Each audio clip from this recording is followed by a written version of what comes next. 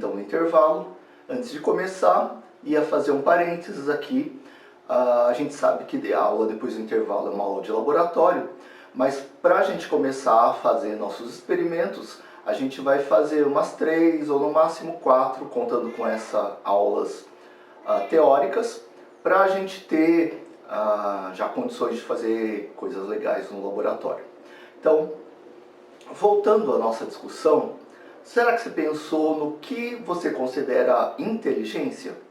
Ou inteligente, um sistema inteligente? Bom, a gente pode tomar dois rumos, um rumo histórico, que a gente vai tratar na aula que vem, porque a gente tem que contar a história da inteligência artificial, e a outra abordagem, que é uma abordagem mais computacional, que a gente vai falar hoje. Antes, porém, eu pesquisei aqui, olhei no Google, para a gente ter um ponto de partida. Olhei aqui, procurei no Google inteligência e daí ele me traz o seguinte: substantivo feminino, primeiro significado, facilidade de conhecer, compreender e aprender. Portanto, nessa definição, se a gente quisesse reconhecer, ou implementar, projetar um sistema de inteligência artificial, a gente teria que implementar um sistema computacional com faculdades de conhecer, compreender e aprender. Portanto, compreensão e aprendizado de forma geral, porque conhecimento, acesso à informação e algum processamento é uma coisa um pouquinho mais comum em sistema computacional. Então, conhecer, compreender e aprender. Segundo o significado, capacidade de compreender e resolver novos problemas e conflitos e de adaptar-se às novas situações. Olha, isso é bem interessante. Então, de novo, o sistema teria que ter capacidade de compreender e resolver novos problemas e conflitos, além de adaptar-se a novas situações. Bom, vou colocar aqui esse significado. Esse significado vai trazer um monte de coisas e a gente vai poder aproveitá-lo durante o semestre todo. E se a gente olhar na Wikipedia, a gente tem já um texto, um parágrafozinho, falando sobre inteligência. Daí, vou colocar aqui também. Inteligência tem sido definida popularmente e ao longo da história de muitas formas diferentes, que é o que a gente vai tratar principalmente na abordagem histórica, mas também hoje, beleza? Tais como em termos da capacidade de alguém ou algo para lógica, abstração, memorização, compreensão, autoconhecimento, comunicação, aprendizado, controle emocional, planejamento e resolução de problemas. Beleza? Esse é um ponto de vista bem interessante, porque, como a gente falou, e a gente vai detalhar um pouco mais isso na nossa abordagem histórica, é que ao longo da história da inteligência artificial, vários desafios foram sendo propostos. A gente falou dos sistemas especialistas, daqueles uns que usam regras de produção, que nada mais são do que aquelas cadeias if-else. A gente já falou sobre isso. E daí, como a gente também já adiantou, quando os sistemas fizeram isso, com resultados muito bons, né, com resultados superiores ao desempenho humano, por exemplo, daí as pessoas observaram como é que o sistema era feito, como é que o sistema era implementado e se questionaram, mas o que tem de inteligente nisso? Não tem nada de inteligente em fazer ifs e elses. Legal. E daí os desafios foram sendo aumentados para o sistema provar que era inteligente, e daí foi vendo como de aprendizado, de criatividade, de emoção, de desempenho e assim por diante. E toda vez que o sistema computacional obtinha esses resultados ou essas características, as pessoas viam como era implementado e falavam assim, nossa, mas não é tudo isso então, então isso não é inteligente. Inteligente agora é, e colocar um novo alvo superior. Mais ou menos como se as pessoas quisessem manter para si, espécie humana, a única característica, assim, o único tipo de entidade de ser capaz de ser inteligente. Então qualquer outro ser, ou máquina, ou sistema computacional que tivesse aquelas características, aquilo deixava de ser inteligente como um pouquinho para preservar para o ser humano essa habilidade. Então, tipo, inteligente somos só nós, seres humanos. Beleza? Bom, um outro ponto de vista que a gente vai falar agora é do ponto de vista computacional.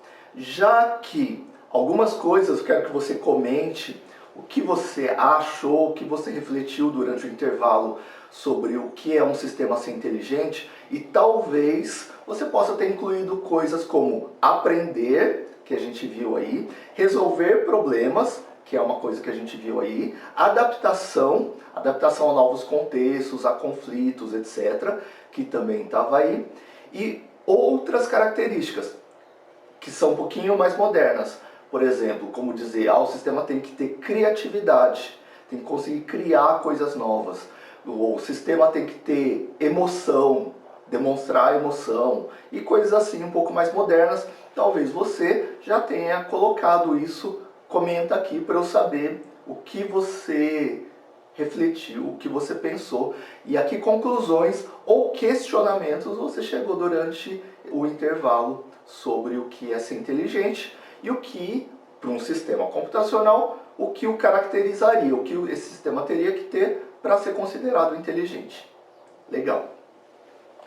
Nosso segundo ponto é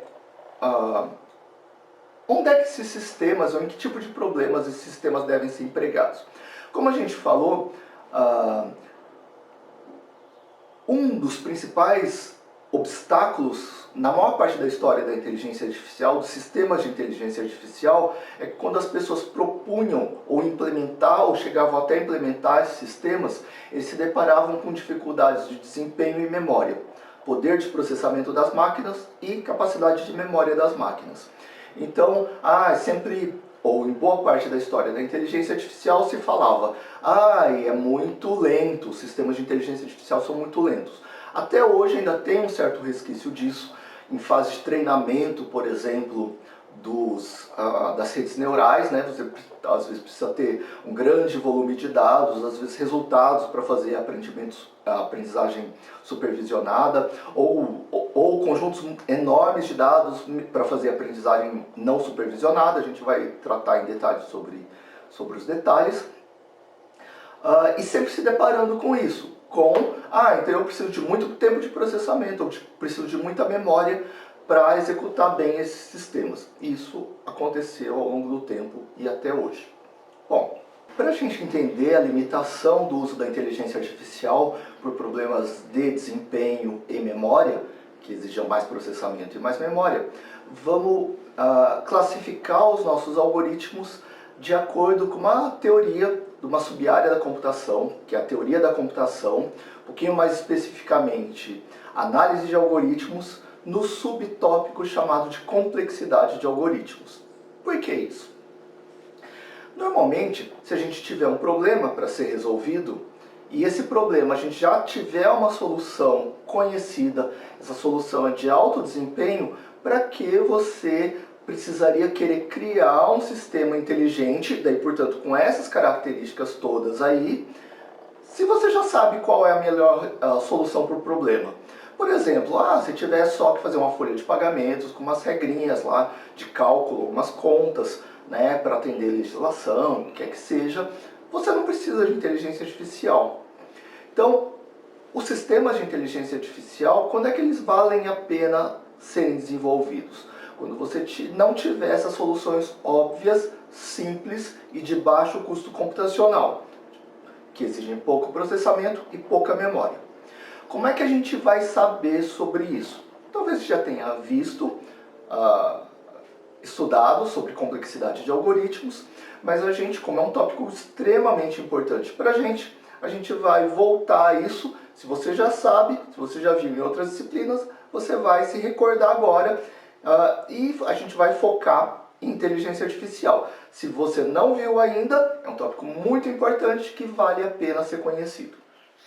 Bom, imagina que você vá, ou que alguém vá lá no primeiro semestre, nunca viu programação, vai aprender a programar. Então ele vai lá, vai se deparar com uma linguagem de programação, não importa qual. A gente sabe que as linguagens de programação, ou qualquer programa computacional, para ele ser executado, ele pode ser reduzido a algumas construções básicas, que são sequência, executar um comando ou um método, se você tiver em objetos, programação orientada a objetos, um comando ou um método após o outro, seleção, você tem como selecionar um caminho de execução ou outro caminho de execução, por exemplo, através de ifs, switch cases, etc. E repetição, que você faz através de for, while, do while, repeat, não importa a linguagem de programação. Então, essas três construções são construções básicas, e as outras construções de programação são feitas a partir destas.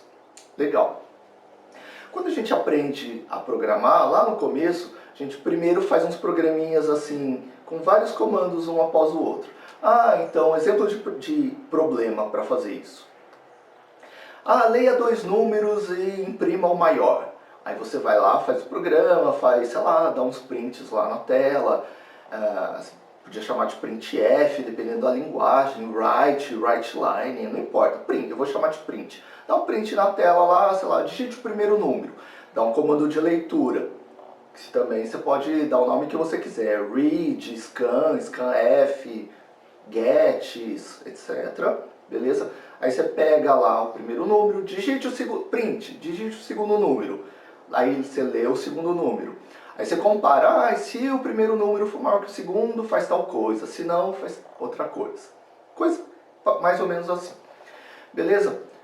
Esses primeiros programas que a gente fez são chamados de constantes, ou complexidade constante, ou complexidade, que é um O grande, também chamado de Big O, entre parênteses, 1.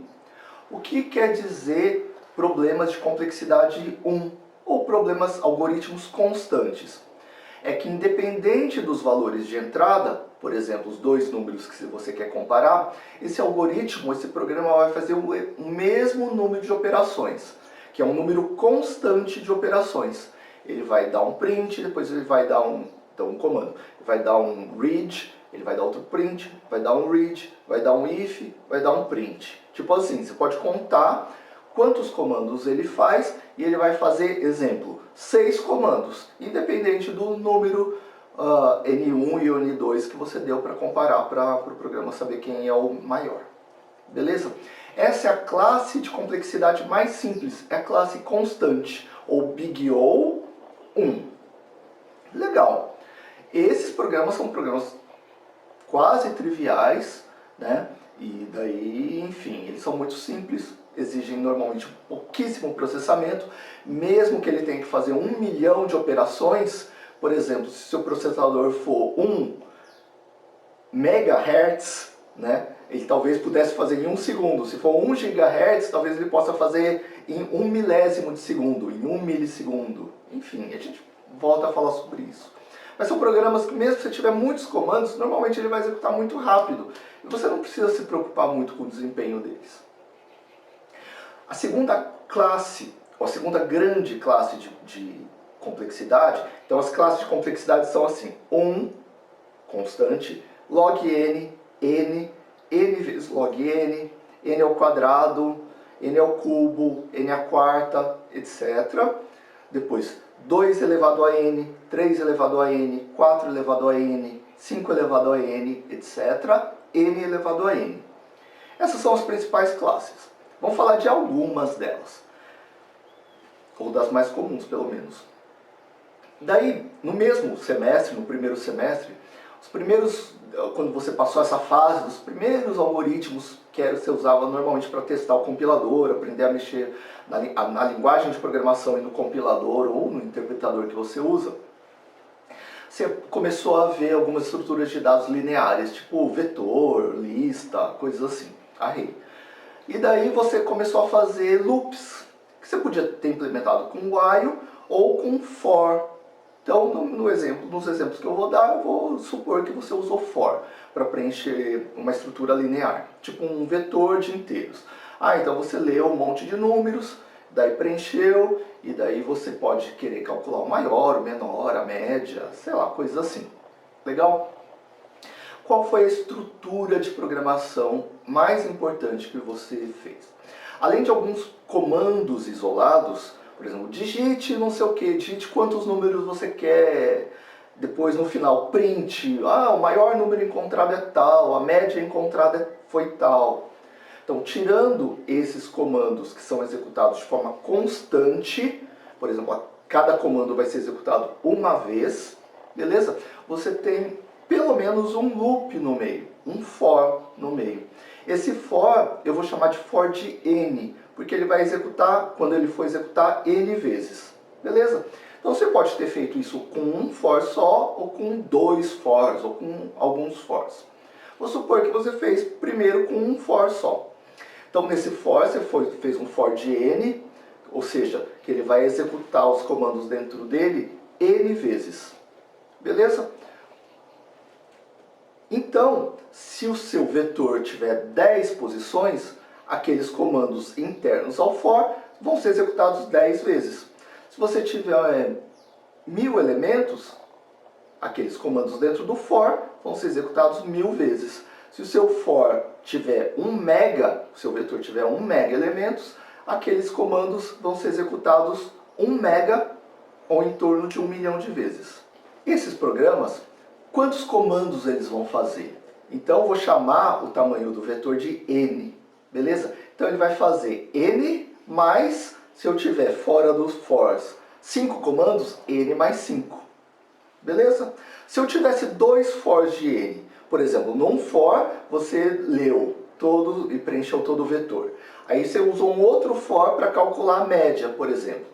Ele vai fazer n vezes os comandos aqui, n vezes os comandos aqui. Ele pode fazer 2n vezes. 2n comandos, se eu continuar tendo 5 comandos fora dos fors, ele vai fazer 2n mais 5 comandos. Beleza? Então se eu souber da linguagem, conhecer meu processador e souber, olha, meu processador tem 1 GHz. Esse comando aqui ocupa um ciclo de clock. 1 GHz quer dizer 1 bilhão de hertz, beleza? Ou 1 bilhão de ciclos por segundo. Isso quer dizer, então, que cada ciclo dele demora 1 bilionésimo de segundo. Então tem alguns comandos que podem ser executados em um ciclo, em 2, em 3, em 4 e assim por diante.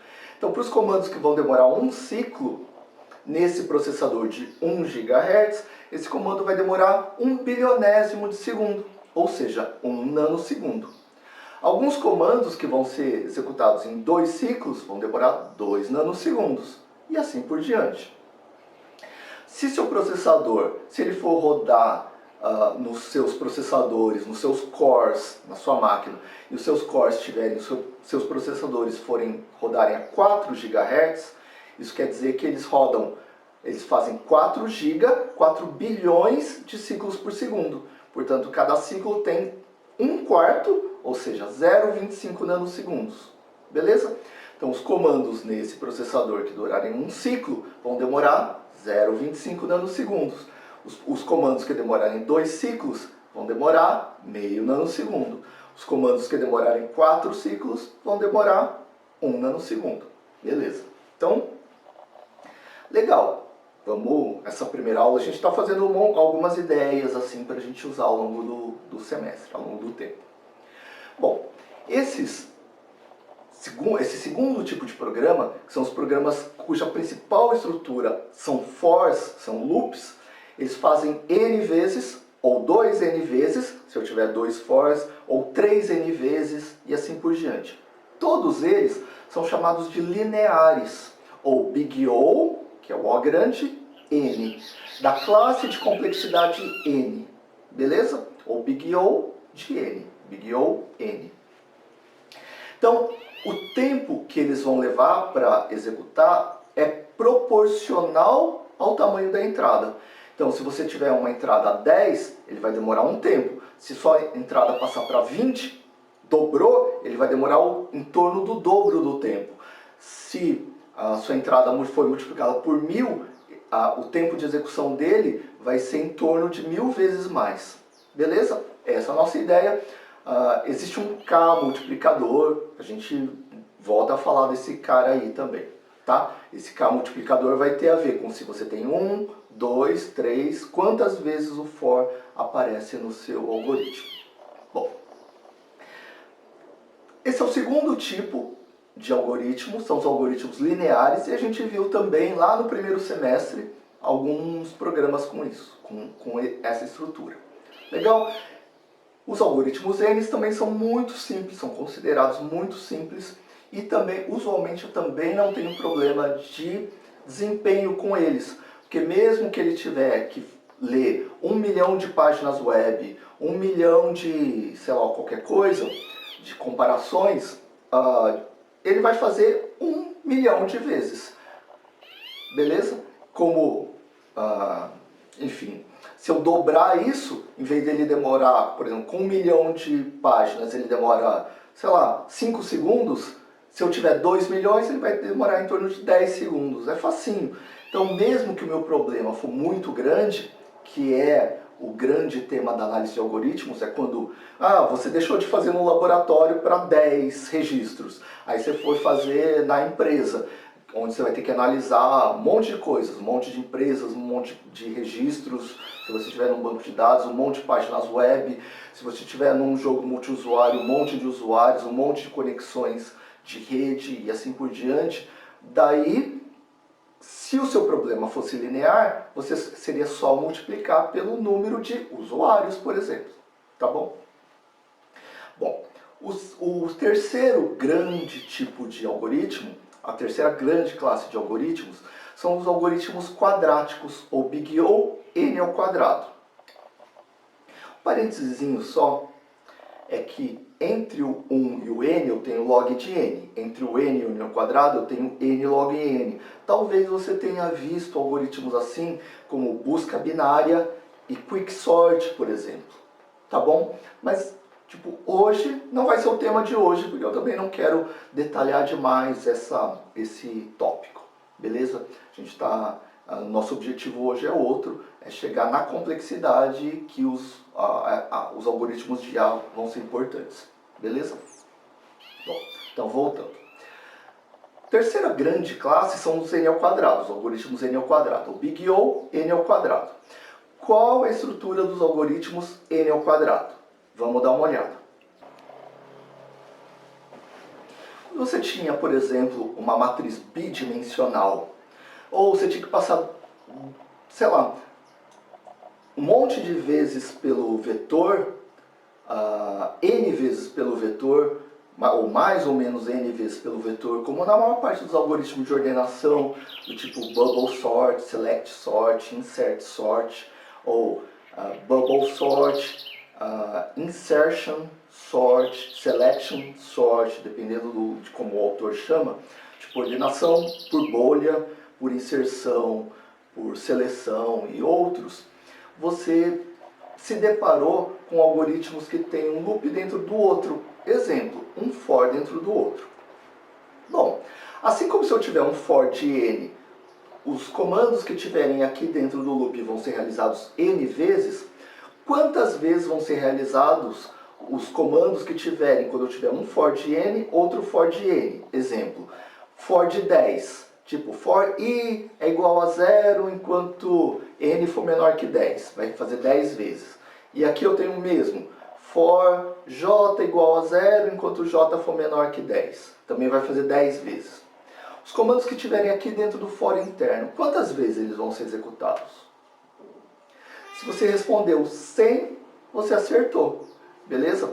Então, dentro do for de n, os comandos aqui vão ser feitos n vezes. Quando eu tiver um for dentro do outro, os comandos aqui vão ser feitos n vezes n, ou n ao quadrado vezes.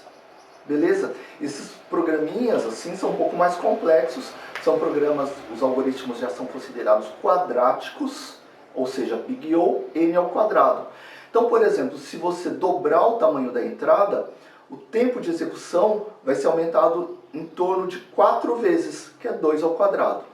Pior, se você aumentar o tamanho da entrada em 10 vezes, o tempo de processamento vai ser aumentado em 100, que é 10 ao quadrado. Se o seu tamanho da entrada for multiplicado por 1000, o tempo de execução vai ser multiplicado em torno de 1 milhão, porque 1000 ao quadrado dá 1 milhão. E aí já começa a dar problema, porque você faz em laboratório, por exemplo, na sede da sua empresa, ou no laboratório da universidade, da sua casa, enfim, faz todos os testes, dá tudo certinho, o projeto que você está desenvolvendo para o cliente, você faz todos os testes, faz uma bateria de testes muito legal e insere lá, sei lá, 100 registros, nossa, dá um trabalhão para você fazer isso, e dá tudo certinho. Aí você põe em campo, você vai lá na máquina do cliente, vai executar lá, e uma coisa que pode acontecer é, não dá certo. Daí um dos problemas é, pode estourar a memória, porque, enfim, não deu memória suficiente, ou ele trava, entre aspas, fica em loop. Daí você vai procurar um monte de problemas que pode ter acontecido na configuração do usuário, sei lá o que, e na verdade isso pode ser o seu próprio programa, que ele pode estar correto, só que ele vai demorar muito mais tempo para executar do que você estava esperando. Na verdade o sistema não travou, é o seu programa que está executando lá, e você achava que ele fosse demorar, sei lá, lá no computador da sua casa você deu Enter e já saiu resposta. Então, você já esperou vários minutos, nossa, não é meu programa, já fiz todos os testes, mas na verdade, se o seu programa for de complexidade grande e o número, o tamanho da entrada, por exemplo, a quantidade de registros, de pessoas, de páginas web, de amigos, se tiver numa rede social, de usuários interagindo, de objetos interagindo, for muito maior do que você testou, talvez ele esteja funcionando, mas vai demorar mais 1 minuto, 1 hora, 1 dia ou 1 século a mais, ou 1 milênio a mais para dar resposta. Beleza? Bom, os programas quadráticos, algoritmos quadráticos, normalmente também não são realizados com IA, a não ser que o tamanho da entrada seja muito, muito, muito grande. Eles também são considerados algoritmos muito simples. Os outros algoritmos polinomiais, por que polinomiais? Porque a complexidade pode ser representada por um polinômio, ou o número de operações que ele realiza pode ser representado por um polinômio. Exemplo, n ao quadrado, se eu tiver um for dentro de um for, mais 2n, se eu tiver um for aqui, mais 10, se eu tiver 10 comandos fora de qualquer for. Beleza? Então, os programas polinomiais são considerados simples, mesmo que eu tenha grau grande. Então, como a gente já viu até os n ao quadrado, você já pode supor como é que seria a estrutura do algoritmo n ao cubo. Um for dentro de um for dentro de um for. Um exemplo de algoritmo cúbico, da Big O, n ao cubo, é um algoritmo, por exemplo, que calcula a menor distância. Por exemplo, você tem vários objetos numa cena, ou vários, sei lá, estabelecimentos comerciais que onde você tem um entregador que tem que passar por todo mundo, Então, o algoritmo que calcula a menor distância entre todos os pares de ponto, entre A e B, entre A e C, entre B e C, entre A e D, B e D, D e C, etc. É um algoritmo, o melhor algoritmo existente é o algoritmo N ao cubo. Beleza? Que já é um algoritmo que faz bastante conta. Você pode imaginar, se eu tiver vários objetos numa cena de jogo, vários estabelecimentos comerciais, e eu tiver que calcular a menor distância entre todos os pares de ponto, e eu tiver um número muito grande de pontos, de objetos, esse algoritmo pode demorar bastante para ser executado. Beleza? Eu não estou falando do menor caminho entre 2 pontos só. Esse é tratado por outros tipos de algoritmo. O algoritmo que trata, parênteses, o algoritmo que trata o menor caminho entre todos os pares de ponto é um algoritmo chamado de Floyd-Warshall. E daí esse é o melhor algoritmo conhecido para esse problema. Ele é um algoritmo NLQ. O menor caminho entre dois pontos é um algoritmo muito melhor que isso. É um algoritmo do tipo n vezes log de n. Um pouquinho menor que isso ainda. N vezes log de log de log de n. Enfim. Ele é um algoritmo muito melhor que isso. É um algoritmo que você vê nos apps. Por exemplo, quando você vai... tem as interfaces, as APIs para Google Maps, por exemplo, e outros aplicativos.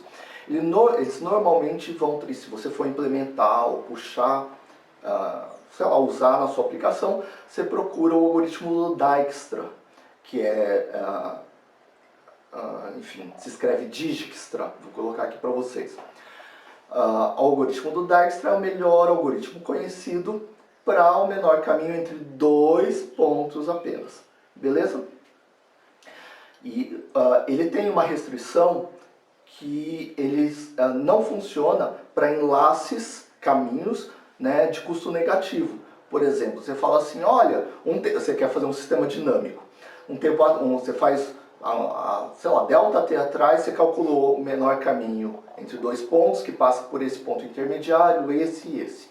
Aí esse é o menor caminho. E você vai tentando atualizar, né? Você vai vendo condições de tráfego, coisas assim, acidentes e tudo mais.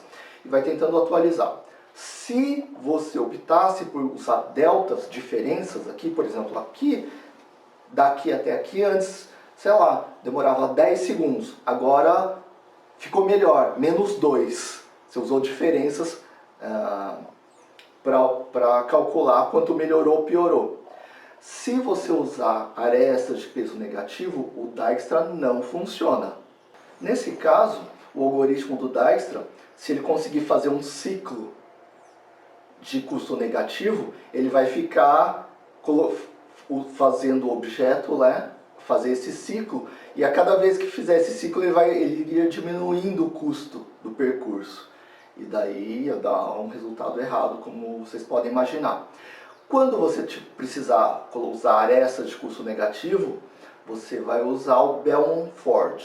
É um outro algoritmo, ele é o menor algoritmo que não se perde com arestas de custo negativo. E se você usar no seu joguinho lá uma topologia Manhattan, o que é a topologia Manhattan mesmo? Boa parte dos jogos fazem, isso não precisa ser bidimensional, mas por exemplo, imagina assim, uma superfície, onde os objetos podem ir para cá, para cá, para cá, tipo um monte de quadradinhos, uma matrizinha. Então, a cada vez, isso é muito comum na maior parte dos jogos atualmente, né? Talvez no futuro isso mude um pouco, mas assim, por exemplo, você vê jogos tipo, sei lá, desses de guerra, a maior parte dos jogos, se, por exemplo, os objetos podem se mover para cá e para cá, né? Tipo numa matrizinha. Cada movimento tem, ou cada quadradinho tem distância 1. Tipo, você pode vir uma vez para cá, e a velocidade dos objetos é, por exemplo, 1 quadradinho por segundo, ou 2 quadradinhos por segundo. Isso só para dar um exemplo, beleza? Então, alguns podem ser mais rápidos, mais lentos, mas a medição é sempre dado em quadradinhos, nessa distância padrão, em distância padrão. Esse tipo de mapa é chamado de Manhattan, tipo onde todos os quarteirões, todos os quadradinhos têm a mesma distância. Aí você vai usar outros tipos de algoritmos mais eficientes ainda para achar o menor caminho que seu objeto vai levar para o destino. Mas, ok, tá? Isso foi um parênteses só. A gente vai voltar a falar disso quando a gente falar de heurísticas, tá? Para que tipo de mapa a gente vai precisar e como é que a gente vai operar com ele. Mas até agora a gente já viu os algoritmos polinomiais, que são aqueles que podem ser representados por um polinômio. Por exemplo, se eu olhar a estrutura, algum pode fazer n ao cubo, mais n ao quadrado, ou 2n ao quadrado, mais 10 vezes. A classe de algoritmos polinomiais, que pode ser 1, n ao quadrado, n ao cubo, n à quarta, n à quinta, n à sexta, etc., são todas essas classes de algoritmos são chamados de polinomiais, ou NP. E eles todos são considerados não muito complicados, beleza? Existe uma outra grande classe de algoritmos que são piores ainda que isso, que são os chamados NP. A história do NP é uma história um pouco mais complexa do que isso que eu vou falar agora, vai ser uma simplificação, daí isso vai ser tratado, né, isso normalmente é tratado numa disciplina de teoria de computação, de análise de algoritmos, mas em princípio, por aproximação, né, a gente vai chamar de não polinomiais. Tipo, são muito mais complicados que os polinomiais, o que é verdade. Eles normalmente são algoritmos exponenciais, do tipo 2 elevado a n, 3 elevado a n, 4 elevado a n. E esses algoritmos são muito complicados e muito presentes na nossa área, principalmente quando a gente tiver um monte de objetos com um monte de interações, um monte de tudo. Grandes batalhas, coisas assim, com um exército muito grande de cá, um exército muito grande de lá, um outro exército muito grande de lá.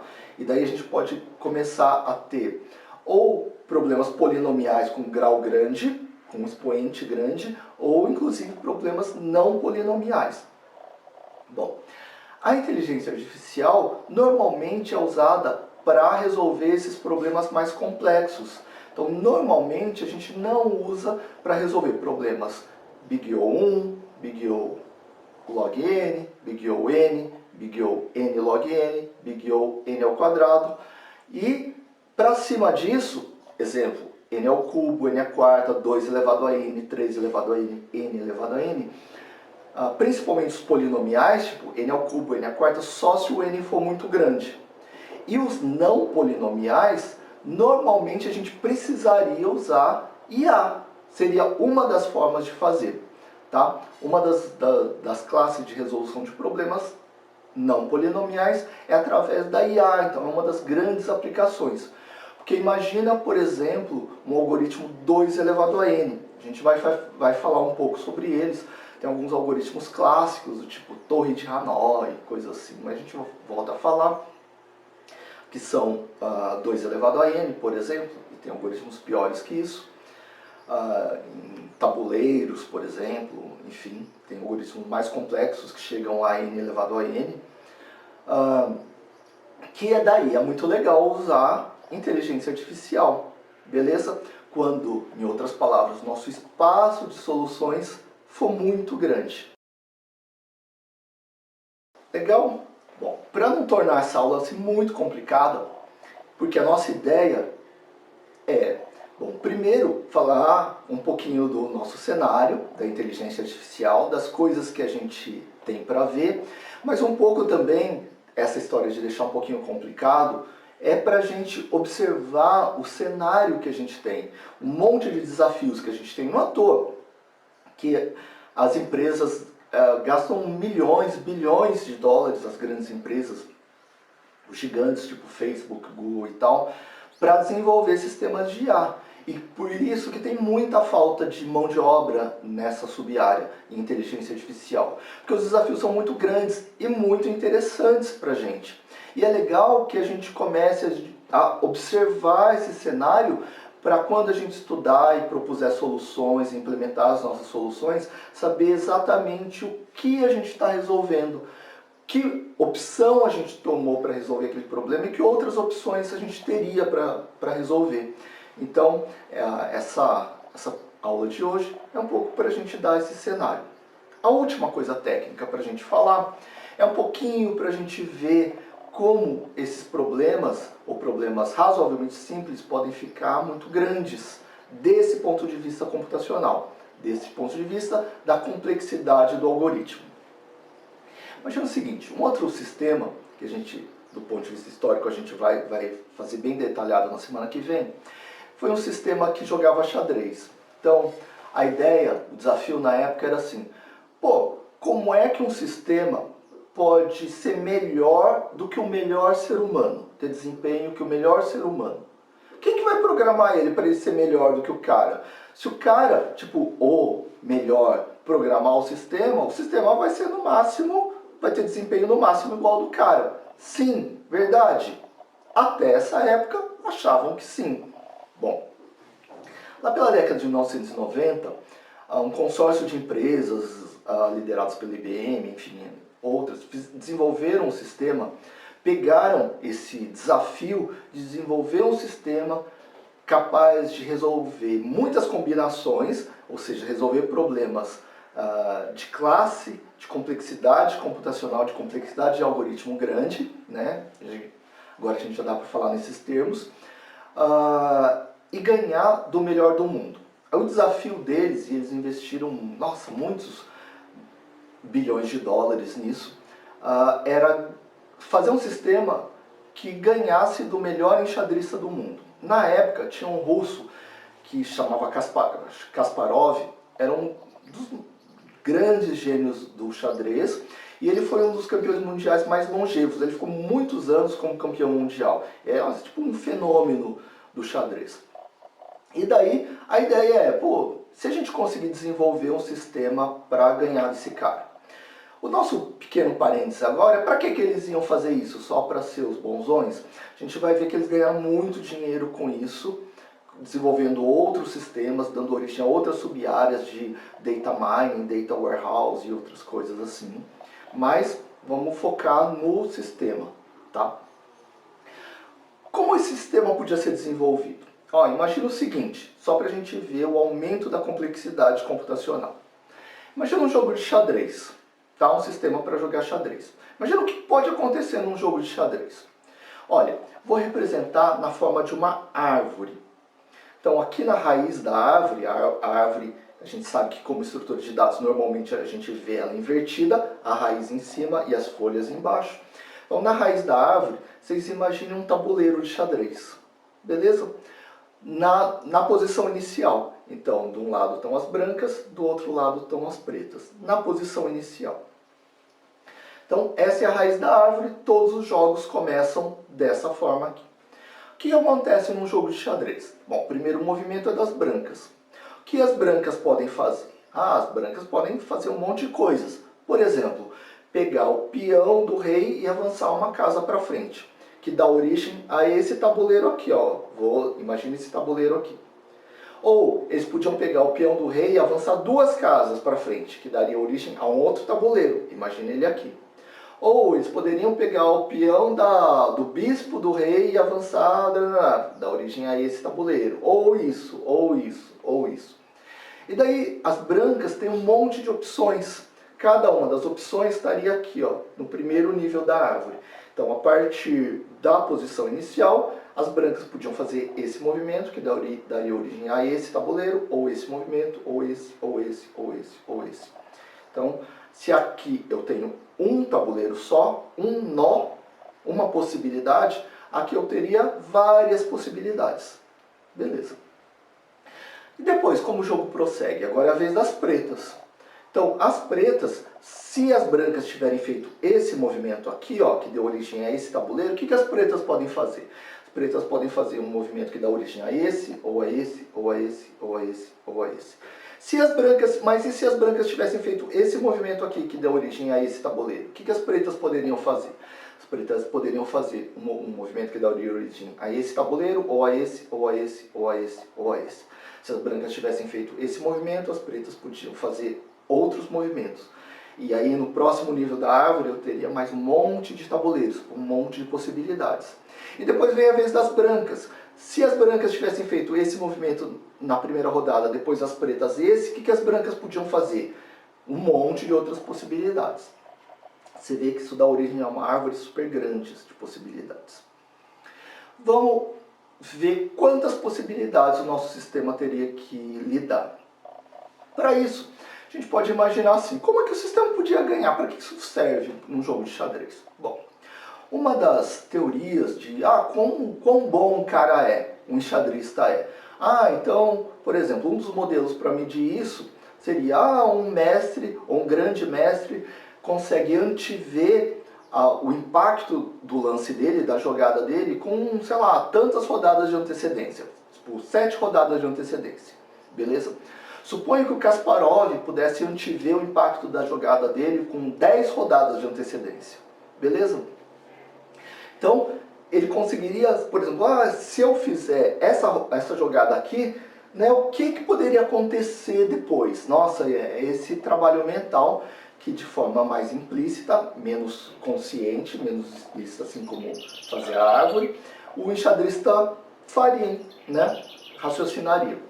Então a ideia foi, olha, se o Kasparov consegue descer até um nível de calcular o impacto de uma jogada dele com 10 rodadas de antecedência, suponha que eu fizesse um sistema que conseguisse descer nessa árvore para ver quais seriam as possibilidades se eu fizesse uma jogada com 12 rodadas de antecedência. Eu poderia ganhar do Kasparov. Legal? E isso que foi feito.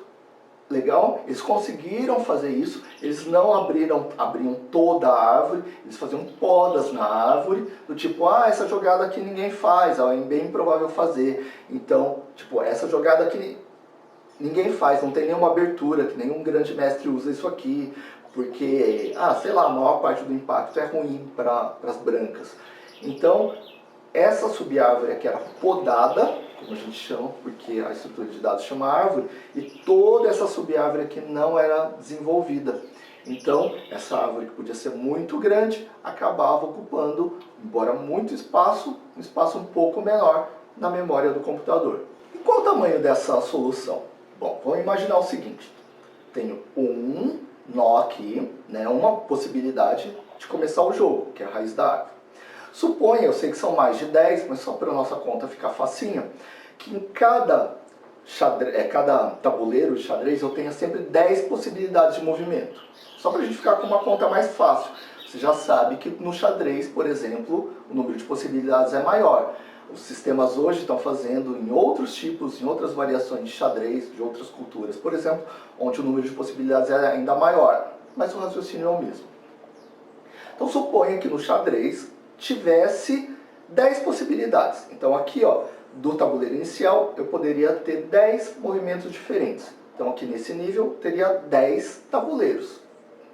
Se depois das brancas, em cada um desses tabuleiros, para cada um deles eu tivesse 10 possibilidades de movimento para as pretas, aqui eu teria 10, no segundo eu teria 10, no terceiro eu teria 10 e assim por diante. Então no primeiro nível eu teria a raiz, 10 possibilidades, no outro nível 10 ao quadrado possibilidades. 100 possibilidades, você concorda? Né? Cada um dos 10 tem 10 filhos. Teria 100 possibilidades. No próximo nível, cada um desses 100 teria 10 filhos. Eu teria 1000. 1000 tabuleiros, 1000 possibilidades. E depois 10.000, 100.000. Então, ó, no primeiro nível eu tenho 1, ou 10 elevado a 0. No próximo nível eu tenho 10 elevado a 1, 10. No outro nível eu tenho 10 ao quadrado. No outro eu tenho 10 ao cubo. Então, se eu descartar o nível inicial, no primeiro nível de movimento eu tenho 10 a 1. No segundo nível eu tenho 10 ao quadrado, tenho 100 possibilidades. No terceiro nível eu tenho 10 ao cubo, 1000. No quarto nível eu tenho 10 à quarta. E assim por diante. No 10º nível eu tenho 10 elevado a 10. No 20º nível eu tenho 10 elevado a 20, que é 1 com 20 zeros. Então, qual seria a complexidade desse problema? 10 elevado a n. Então, cada nível que eu desço, então se eu quiser descer 3 níveis, eu tenho 10 elevado ao cubo. Se eu quiser descer 10 níveis, eu tenho 10 elevado a 10. Se eu quiser descer até, fazer um sistema que preveja até o 20º nível, eu tenho 10 elevado a 20. Se eu quiser fazer um sistema que desce até o nível 30, eu tenho 10 elevado a 30. Beleza? Só para a gente fazer uma ideia, para finalizar como esses algoritmos exponenciais crescem muito rápido, 10 elevado ao cubo é 1000. 10 elevado à sexta é 1 milhão. 1 mega.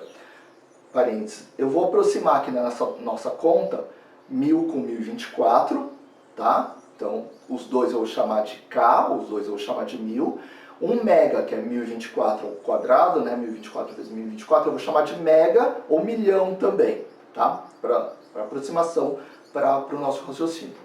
Então, 10 ao cubo dá 1K, dá 1000. Então, até o terceiro nível eu teria 1000 possibilidades. Até o sexto nível, tenho 10 a 6, que é 1 milhão, 1 mega possibilidades.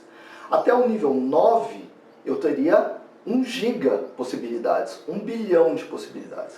Até o nível 12, eu teria 1 tera possibilidades, 1 trilhão de possibilidades. Até o nível 15, eu teria 1 peta possibilidades. Até o nível 18, eu teria 1000 petas, ou 1 hexa possibilidades. Hexa com E, lembrando, não com H. Beleza? Que é mais ou menos o limite da computação hoje.